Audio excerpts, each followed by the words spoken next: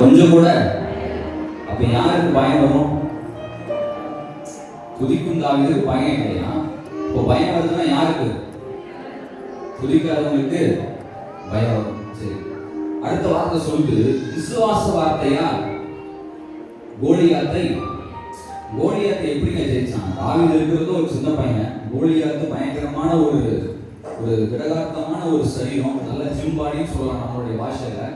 அப்படிப்பட்ட மனுஷனை ஒரு சின்ன தாவீது எப்படிங்க முறியடிச்சான்? எப்படி? சாதாரண ஒரு எளிதான விசுவாச வார்த்தை அவனுடைய இருதயத்திற்குள்ள இருந்தது. அதுதான் அவனுடைய எதிரியாகிய அந்த மனிதனை தோற்கடித்தது. நீங்க உங்களுடைய வாழ்க்கையில வரக்கூடிய பிரச்சனைகளையும் உங்க வாழ்க்கையில வரக்கூடிய எல்லா போராட்டங்களையும் நீங்க செய்ய எடுக்கணும்னா நீங்க வெறும் பாட்டா மட்டும் பாடிடாதீங்க.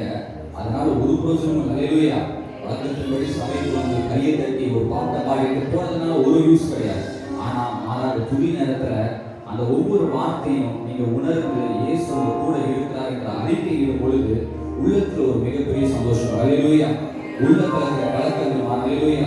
மீண்டும் சொல்லுவோமா? டேவிட் பாடினான் சவுலுக்கு விடுதலை, டேவிட் பாடினான் சவுலுக்கு விடுதலை, கலக்கம் நீங்கியது, ஆறுதல் வந்தது, கலக்கம் நீங்கியது. இப்ப நீங்க பாடுங்க. டேவிட் பாடினான் சவுலுக்கு விடுதலை, டேவிட் பாடினான் சவுலுக்கு விடுதலை, கலக்கம் நீங்கியது, ஆறுதல் வந்தது, கலக்கம் நீங்கியது. புது பாடி மதிலை இடிப்போ, மதிலை பாடி ஏதோ இடிப்போ, புது பாடி மதிலை இடிப்போ, மதிலை பாடி துடிக்கும் தாவீதுவோ கொஞ்சமும் கைவிட, துடிக்கும் தாவீதுவோ சொல்லுங்க, துடிக்கும் எனக்கோ கொஞ்சமும் பயமில்லை, துடிக்கும் நீங்க சொல்லுங்க, விசுவாசம் அறிவிடுங்க. துடிக்கும் எனக்கோ கொஞ்சமும் பயமில்லை, துடிக்கும் எனக்கோ கொஞ்சமும் பயமில்லை, துடிக்கும் எனக்கோ சொல்லுங்க, துடிக்கும் எனக்கோ கொஞ்சமும் பயமில்லை. விசுவாச வார்த்தையால் ஒளியாக்கி வெளியெடுப்பு, விசுவாச வார்த்தையால் ஒளியாக்கி வெளியெடுப்பு, மகிழ்ந்து பாடி மகிழே இடிப்போ, மகிழ்ந்து பாடி அவனே மகிழ்ந்து பாடி சொல்லுவோம்.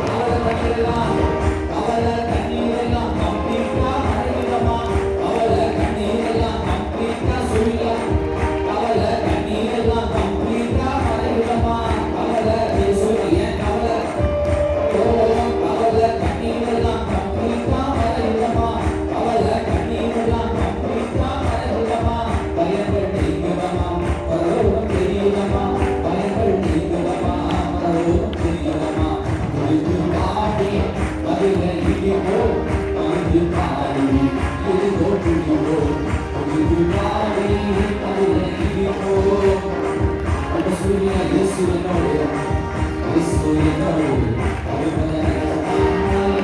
சொல்லுமா, அது சொல்லுமா, இயேசு என்னோடு, இருப்பதெல்லாம் சொல்லுமா,